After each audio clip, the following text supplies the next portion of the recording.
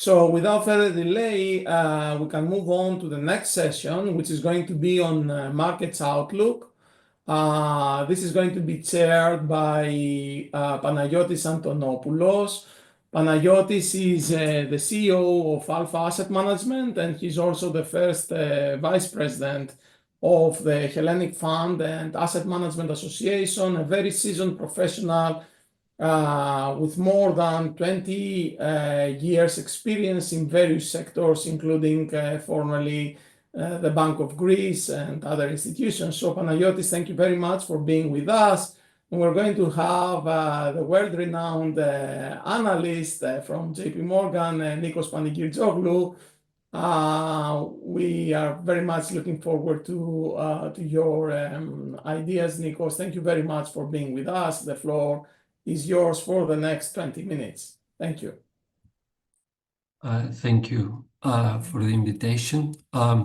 Just to clarify at the beginning, the views that I will express are my own. Can I make a very brief introduction? Maybe. Oh, yeah, sorry, Nikolaos. It is a privilege to introduce you. Nikolaos Panigirtzoglou is the managing director at JP Morgan and a leading expert in global market strategy. He has been with JP Morgan since 2004, where he edits flagship publications such as Flows and Liquidity. He also contributes to other cross-asset research products on asset allocation, including alternatives and digital assets. Before joining JP Morgan, he served as a financial economist at the Bank of England. Dr. Panigirtzoglou holds a PhD from Queen Mary University of London and additional degrees from LSE and Warwick Business School. His work has been published in leading academic journals, including the Journal of Finance and Management Science. Today, he will present his 2025 outlook for traditional and alternative investments, exploring key risks, lessons from 2024, and opportunities for the year ahead. So without further delay, Dr. Panigirtzoglou, the floor is yours. Thank you, Panagiotis. Just to make it clear up front that the views that I'm going to express are my own views and not those of JP Morgan. Clearly, we are in a state of flux at the moment with markets scrutinizing the first executive orders and policy intentions by the new US administration. I think what is clear is that, and that is already a strong consensus, is that the policies of the new US administration are likely to enhance what we call US exceptionalism. And the US exceptionalism is an idea that has been adopted by market participants most, if you want, like strongly in the currency space, the equity space, in the currency space via very long dollar positions, and in the equity space via very long US equity positions. So the flow into US equities is not only US driven, it's not only driven by US retail investors globally, including those outside the US, have been propagating the US equity market for more than a year now. And if anything, when we look at the flows year to date over the past 4 weeks, that flow into US equities have accelerated into the US inauguration. And that obviously has pushed valuations to levels that are comparable to late 1990s. And I think all these talks about a bubble or overvalued stock market are justified. History shows that like P multiples tend to mean revert over a long time period, but they tend to mean revert nevertheless. And the current P multiples of around like 22 are significantly higher than the long run average, and they are comparable to what we saw in late 1990s. Of course, the problem with this mean reversion idea is that nobody knows at what speed the mean reversion to more normal P multiples is going to take. We are open-minded about it. What we recommend investors is to monitor the retail flow into US equities. For as long as retail investors, US retail investors and retail investors outside the US continue to buy equity vehicles like QQQ and NVIDIA ETFs and other US tech-related vehicles, then the current valuations, overstretched valuations in the US equity market are likely to be sustained. And I think that is, I think, what US exceptionalism is about large tech companies in the US, is about Nasdaq, is about Magnificent Seven, all these companies that are able at the moment to take advantage of the AI hype and make money from the AI hype. This US exceptionalism is not found in mid caps or small caps in the US. It is not found in technology companies or the technology sector outside the US. It's really about US large tech companies. It's really about Magnificent Seven, which again, they are not benefiting so much from the strength of the US economy. So US exceptionalism is not so much about the strength of the US economy, because at the end of the day, these Magnificent Seven companies are global monopolies. They derive their revenues globally. It's more about these companies benefiting from the AI hype. So it's a narrow, it's a more narrow exceptionalism, if you want, that what we saw in late 1990s.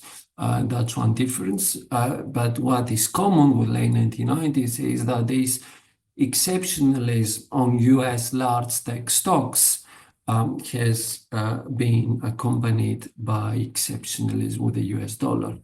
The real effective exchange rate for the US dollar currently stands at the highest level since mid-1990s. At that time, we had the Plaza Accord.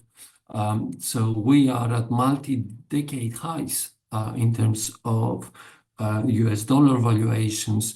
And that was a similar backdrop to late 1990s. The exceptionalism of the US equity market was creating an exceptional trajectory for the US dollar. When the US tech bubble burst, the dollar appreciation reversed.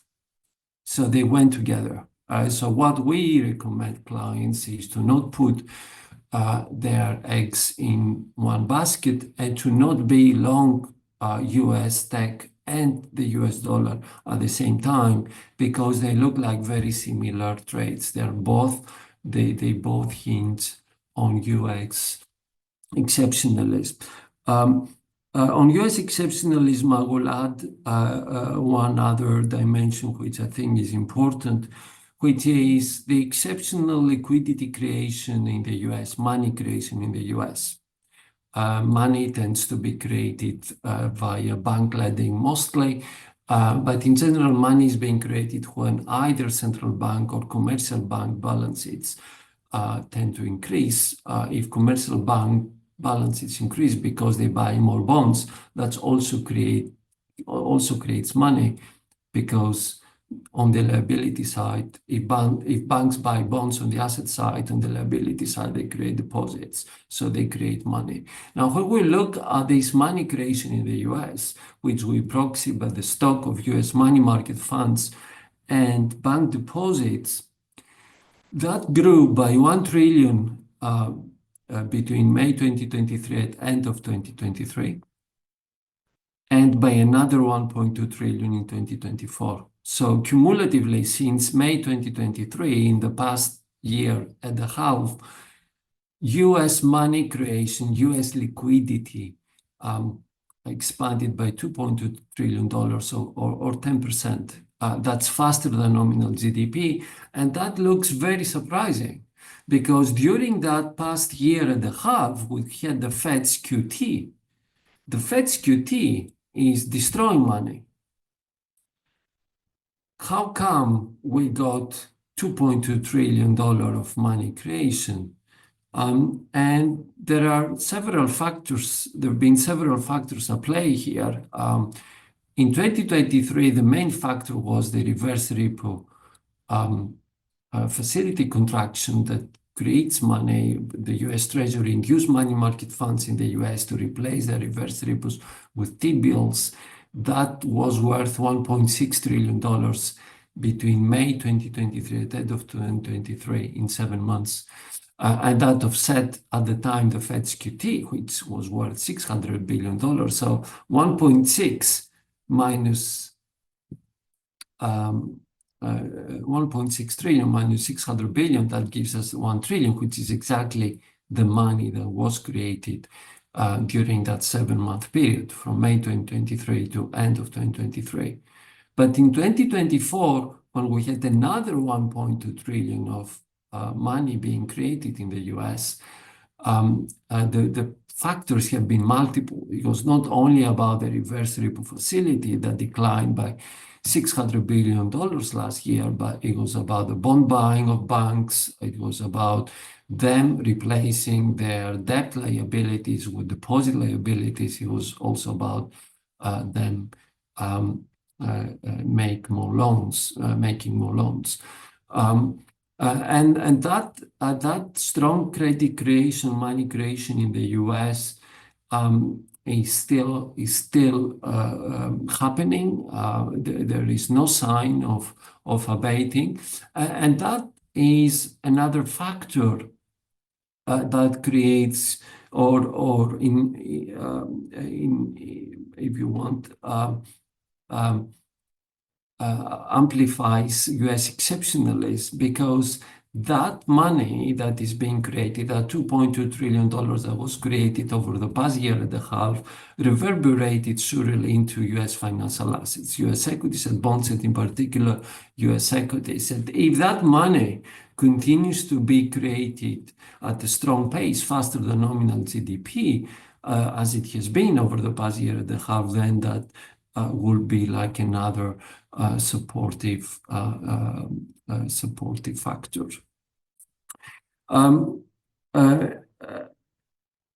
Another topic that has featured in our conversations is about the lessons from the past year. I already mentioned one lesson, which was that for as long as the retail impulse into US equity continues, the stretch valuations in the US equity market are likely to be sustained. Another important lesson from last year is that the ability of the non-financial corporate sector to service its debt, which we proxy by the net interest expense as a percentage of cash flows, remains very, very benign. The ability is high. the interest expense as a percentage of cash flows for the non-financial corporate sector is very low by historical standards. And this refinancing that is happening at the moment with like previously fixed debt now getting refinanced at like higher coupons is not really pushing up this net interest expense yet. And that means that it will take years until higher interest rates put upward pressure, so much upward pressure on interest expenses that the corporate sector could change its behavior. It could become more cautious. So in a way, sorry for interrupting. Do you think that sharing your presentation would be useful, in order to also of course, point optically your... Would it be easier if you upload it? I said it, I don't know if George or Maria could upload it. Yeah, cool. So I think you are on page 12. Yeah, I think yeah, exactly. So bottom chart to the right. The net interest expense of the non-financial corporate sector, the blue line shows the one for the US. The black line shows the one for European, UK, and Japanese corporates. As you can see, that blue line collapsed during that period that the Fed was raising rates by 500 basis points. And that's because the corporate sector found itself at the end of 2021 in that unusual position of having more like cash holdings on the asset side than normal, if you want. And that was because of the liquidity injections we saw after the pandemic. And these like cash holdings, which are typically kept in a money market fund, started quickly earning higher interest as the Fed raised interest rates by 500 basis points. And that offset more than offset the interest that they had to pay on their like floating rate liabilities. So that unique position, maybe it was luck, but that unique position that the non-financial corporate sector found itself at the end of 2021 has been the main reason we averted a recession despite these 500 basis points of rate hikes. And if you had asked anyone at the end of 2021, what would have happened if the Fed had raised rates by 500 basis points? 90% of the people would have said a recession for sure, but that didn't happen. And more importantly, as you can see here on this chart at the bottom right, the blue line for the US is not moving up yet, which means that refinancings will only push that blue line upwards very slowly. Another lesson from last year, I know, sorry, we are running out of time. Maybe on the next slide, Panagiotis, or whoever controls the slide back. The next slide 13. 1-3. Yeah.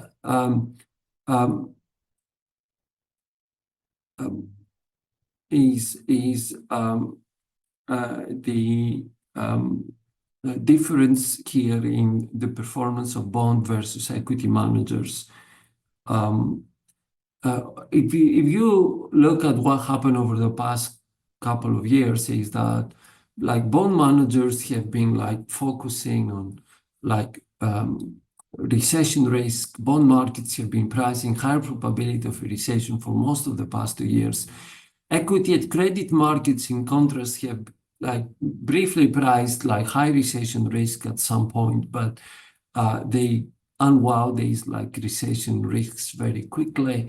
And as a result, in general, bond managers had underperformed costs, and as you can see on the top chart, to the left, effectively they have been mostly holding long duration positions in both 2023 and 2024, and as you can see, they failed to make money from these long duration positions as they underperformed costs. So it's been a more like challenging period. In contrast, like credit equity managers, by focusing on the simple like central scenario of soft landing and not overemphasizing risks or deviations from soft landing, they have been like more successful here of riding the rally in equity and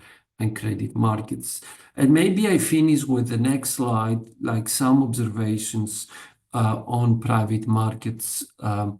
One an important trend over the past years has been the higher interest by investors on private markets, including like digital assets is not a private market, obviously it's a public market, but is one component of what we call alternatives.